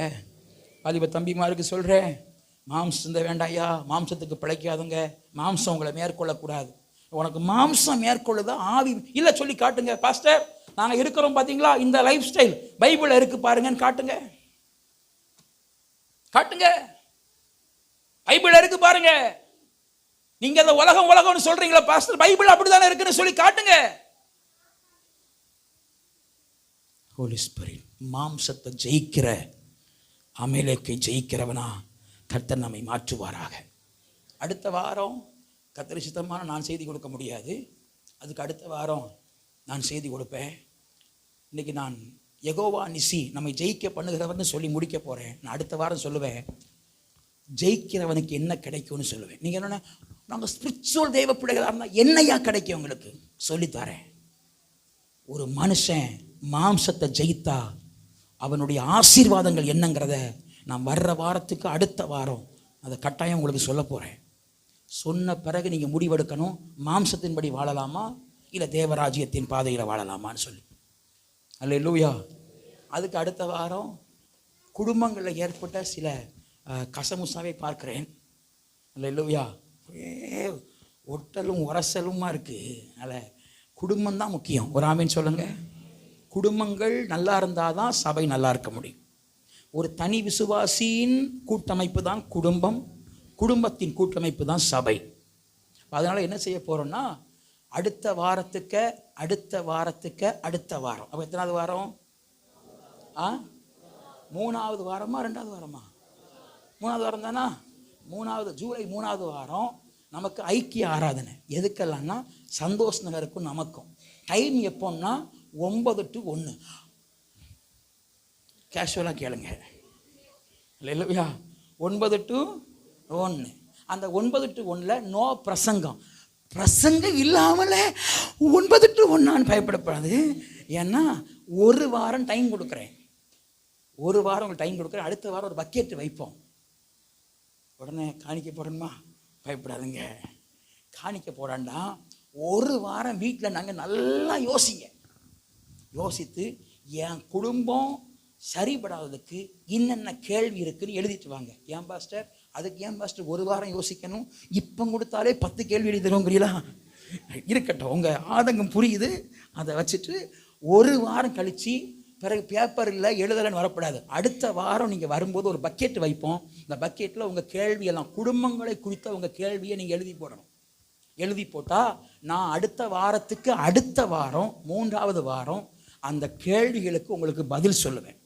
பதில் சொல்லி நாம் நல்லா 1 மணி நேரம் முடிஞ்சால் முழங்கால, கட்டாயமெல்லாம் கிடையாது, முடிஞ்சால என் குடும்பம் ஆசீர்வதிக்கப்பட்ட ஜெபம் பண்ண போகிறோம். ஒரு ஆமென் சொல்லுங்க.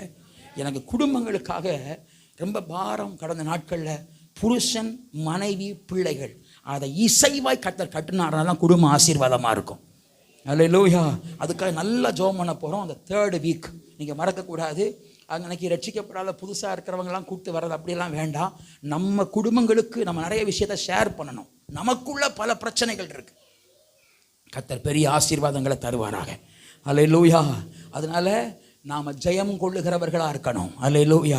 மாம்சத்தை ஜெயிக்கிறவங்களாக இருக்கணும். மாம்சம் நம்மளை ஜெயிக்கக்கூடாது. பொய் நம்மளை ஜெயிக்கக்கூடாது. மாம்சத்தின் கிரியைகள் என்ன வாசிக்கலாமா?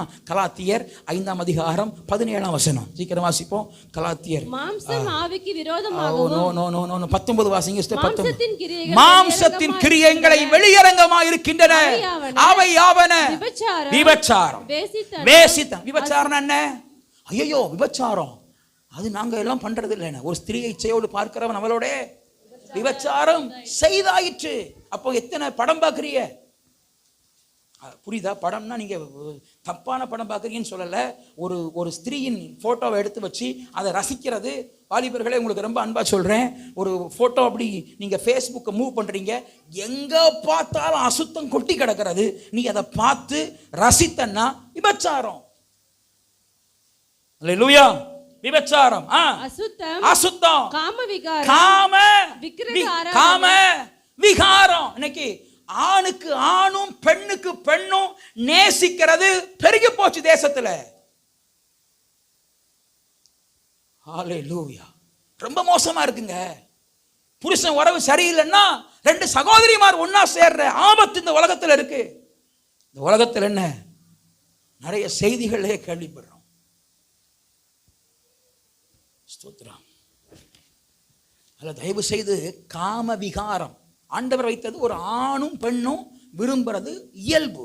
ஆனா அந்தி கிறிஸ்துவின் ஆவி என்ன? ஆணோட ஆண், பெண்ணோட பெண் அவலட்சணமா நடப்பிக்கிற ஒரு பயங்கர மோசம். இது மாம்சத்தின் கிரியை. வாசிங்க. விக்கிரக ஆராதனை. ஒவ்வொன்றையும் விளக்கி சொல்ல டைம் இல்லை. விக்கிரக ஆராதனை என்பது நிறைய இருக்கு. பொருளாசை என்கிற விக்கிரக ஆராதனை. கர்த்தருடைய ஆராதனையை விட பொருள் பணம்னு சேர்த்தோம்னா அது விக்கிரக ஆராதனை.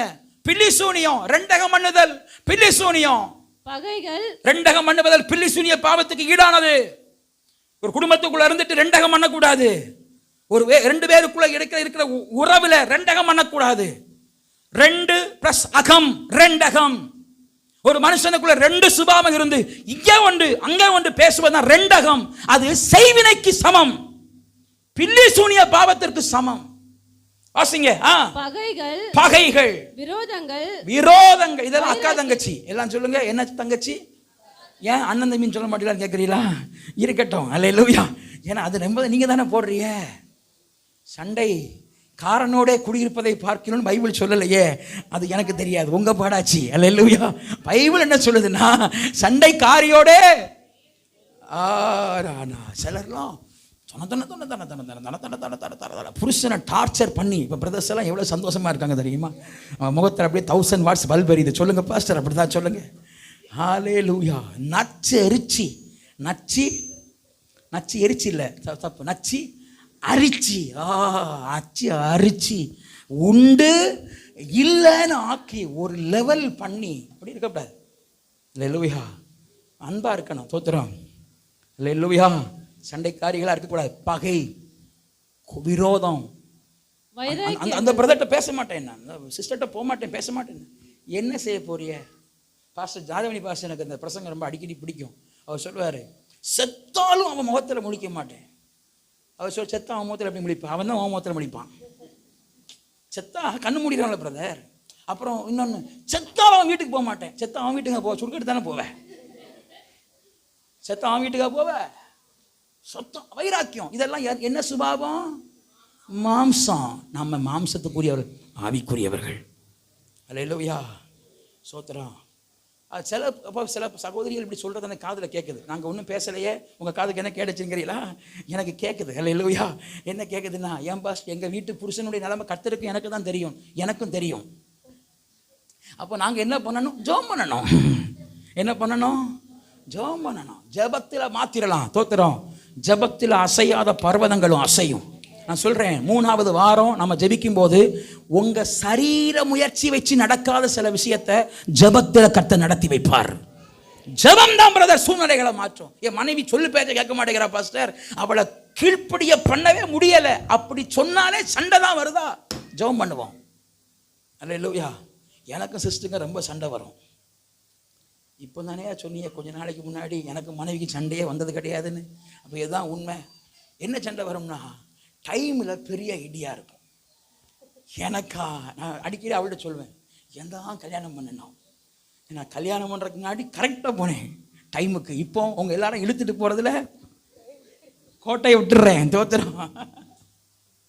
அல்லேலூயா. ஒரு விசுவாசி 6:30 கூப்பிட்டா, எனக்கு இன்னும் பரிதாபம்னா அவள் என்ன சொல்லுவா? உங்களை குறை சொல்லுவா. எங்களை குறை சொல்கிறாங்களா? ஆமாம். ஏன்னா அவள் என்ன சொல்லுவா? நீங்கள் 6:30 போன உடனே அவங்க உடனே ஜெபத்தை ஆரம்பிச்சிடுறாங்க பாருங்க. என்னன்னா, நான் வீட்டுக்கு 6:30 வருவேன், நீங்கள் ஜெபம் 6:30 சொல்லியிருப்பீங்க. நான் மெனக்கெட்டு எல்லாத்தையும் கிளப்பி அடித்து உருட்டி 6:30 வந்தால் நீங்கள் 7 மணி உட்காந்து வேடிக்கை பார்ப்பீங்க. இப்போ ஏன் டைம் கெடுதான் இல்லையா? அப்போ அவள் சொல்கிறது, ஏன் நீங்கள் 7 மணிக்கு போக வேண்டியதானே அப்படின்னு இருக்கக்கூடாது. சோத்திரம். எல்லாரும் ஆவிக்குரியவர்கள், மனம் திரும்பணும். நான் சொல்கிறது பலருக்கு புரியுது, சிலருக்கு புரியலை. புரிந்தாலும் ஸ்தோத்திரம், புரியாட்டாலும் ஸ்தோத்திரம். அல்லேலூயா. வாசிங்க வாசிங்க. கோபங்கள், கோபம், சண்டைகள், சண்டை, பிரிவினை, மார்க்கத்தில் பேதம். மனைவி ஒரு வழி, புருஷன் ஒரு வழி. உனக்கு எனக்கு ஒத்த வரமாட்டேங்குது. சரிபட்டு வராது. என்ன வராது? வரணும். அவன் ஆவிக்குரியவன். ஆவிக்குரியவன் இணங்குகிறவன். அல்லேலூயா. ஆவிக்குரிய சுபாவம் என்ன பிரதர்? இணக்கம் உள்ளவர்கள். சுபாவம் ஆவிக்குரிய இல்லாதவங்க எப்படிப்பட்டவங்க? முரட்டு சுபாவம் உள்ளவர்கள். ஆவிக்குரியவங்களா இருக்கணும். வாசிங்க. பொறாமை, கொலைகள். அது என்ன ஆமையோ, எந்த குளத்துல கிடக்குது தெரியலையே. என்ன ஆமை? பொறாமை. ஆமை பைய வரும் பாருங்க, பெரிய பிரச்சனையா இருக்கும். பொறாமையோ சத்தமா இல்ல, பொறாமையோ எலும்புருக்கு. யாருக்கு? நல்லா கவனிங்க. ஒரு ஆளை பத்தி உங்களுக்கு பொறாமை வந்தா நீங்க உடனே யோசிக்கணும், நமக்கு டிவி வந்துடுச்சுன்னு அர்த்தம். அப்ப எத்தனை மாசம் மருந்து சாப்பிடணும்? 6 மாசம். Special treatment. we need special treatment for around 6 months. வேற வழி கிடையாது. 6 மாசம் பொறாம வந்துடுச்சுன்னா 6 மாசம் வைத்தியம் வேணும். இல்லைன்னா அப்படியே போயிடும். அல்லேலூயா. சுகம் இருக்காது, பொருளாதாரம் இருக்காது. பிரதர் சிஸ்டர், நான் உண்மையை சொல்றேன். ஒருத்தர் மேல பொறாமப்பட்டீங்கன்னா, உண்மையிலேயே சொல்றேன், நம்ம அதை உரிக்கிறோம். உடம்பு உருகோன்னு சொல்லல, நிறைய ஆசீர்வாதங்களை இழந்துருவோம். வாழ்ந்துட்டு போட்டோம், நல்லா இருந்துட்டு போட்டோம். கர்த்தர் அவங்களை ஆசீர்வதிக்கட்டும். சத்துருக்களை சிநேகியுங்கள், சபிக்கிறவர்களை. நல்லா இருந்துட்டு போட்டோம் பிரதர் சிஸ்டர். அல்லேலூயா. சோத்திரம்.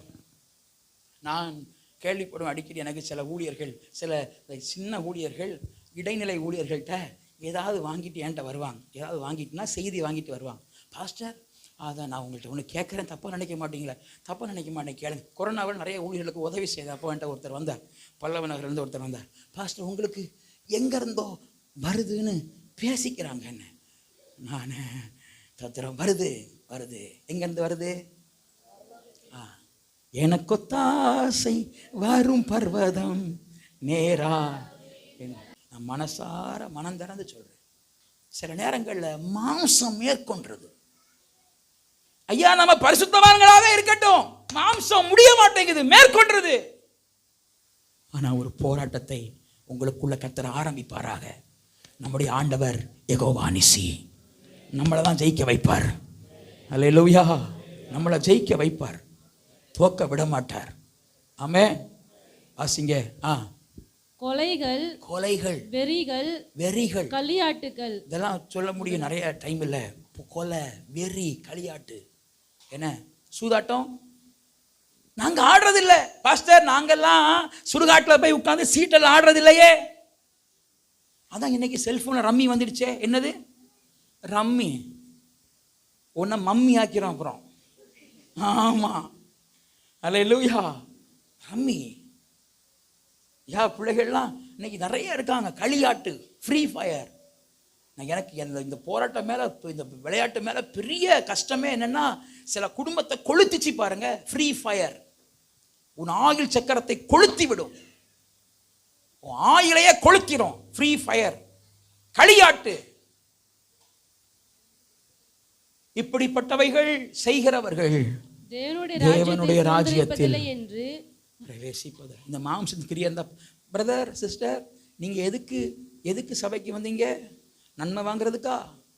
பரலோகம் போறதுக்கா? எதுக்கு வந்தீங்க? சத்தமா சொல்லுங்க. பரலோகம் போகணும், அப்படி வந்தீங்களா?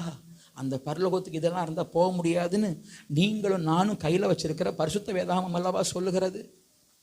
இன்னைக்கு ஒரு முடிவெடுக்க போகிறோம். நான் ஒரு ஆவிக்குரியவனாய் வாழணும்.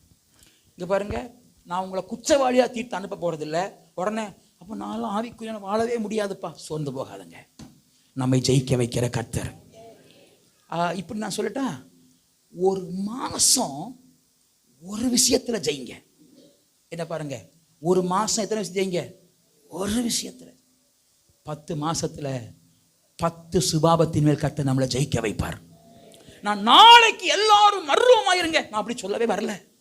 நான் அப்படி சொல்ல பிரசங்கமான வரல. அமலேக்கை கொஞ்சம் கொஞ்சமாய் தீர முறியடிப்போம்.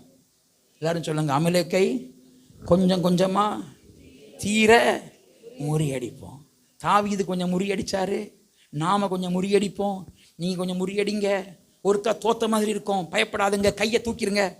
தோத்த மாதிரினா கையை என்ன செஞ்சிடணும்?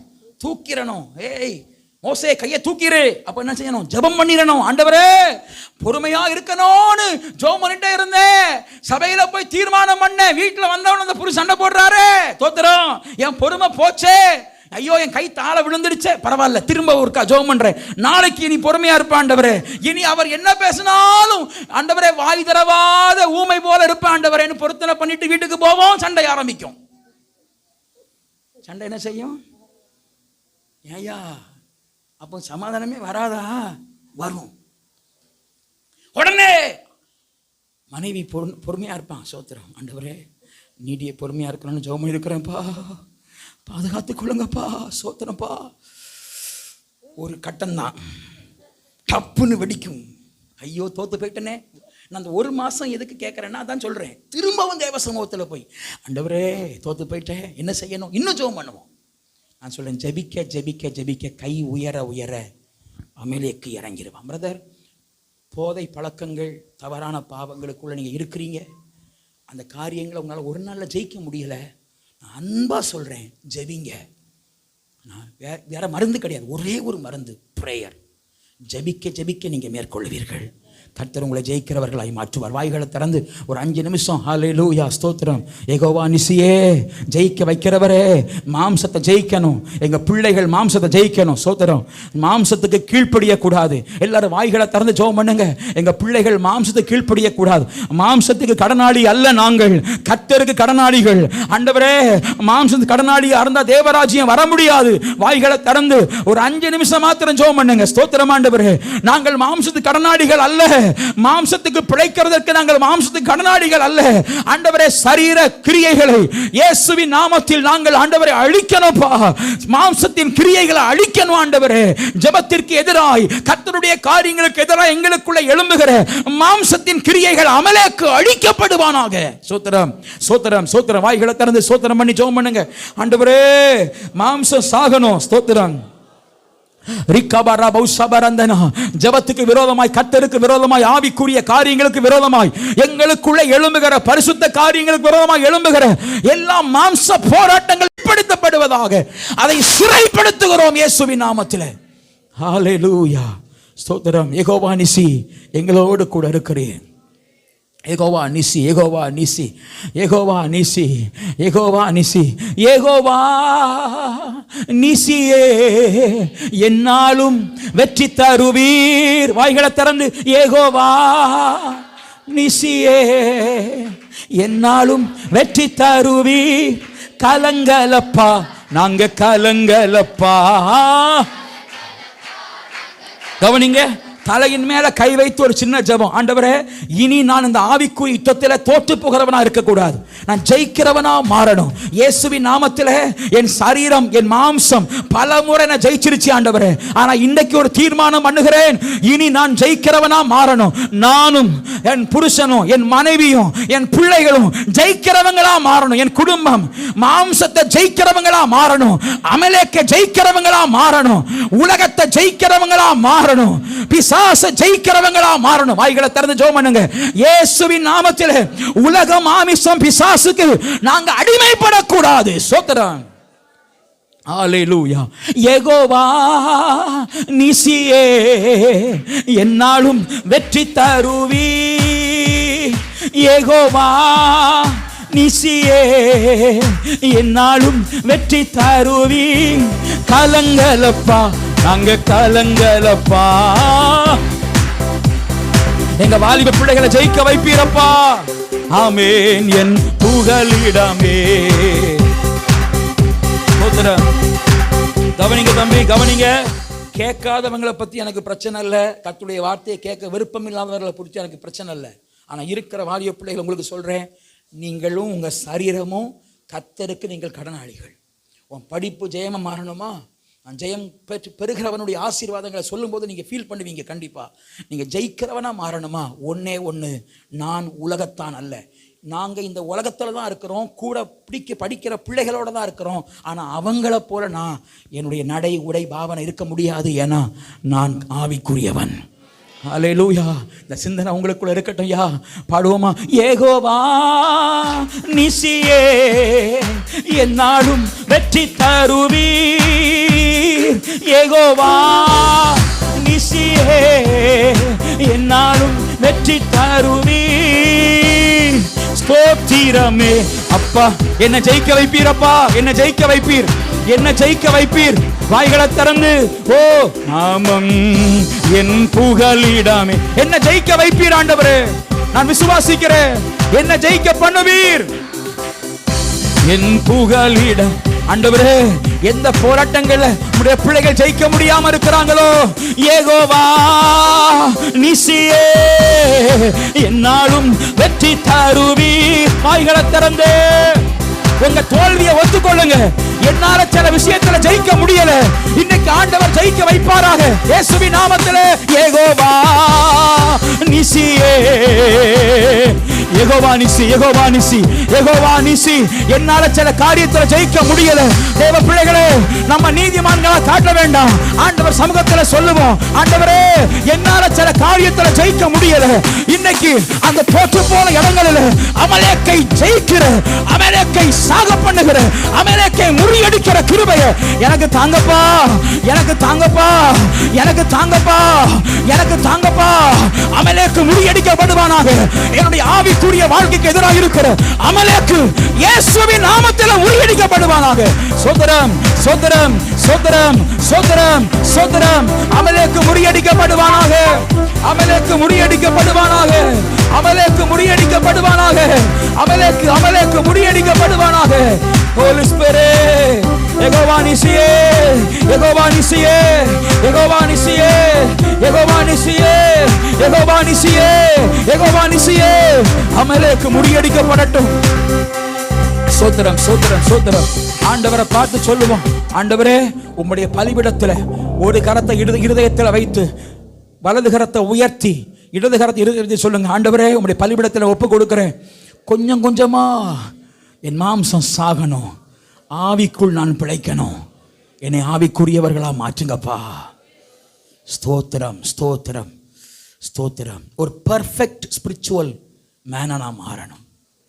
ஒரு பூரண கர்த்தருடைய பிள்ளையா மாறணும்.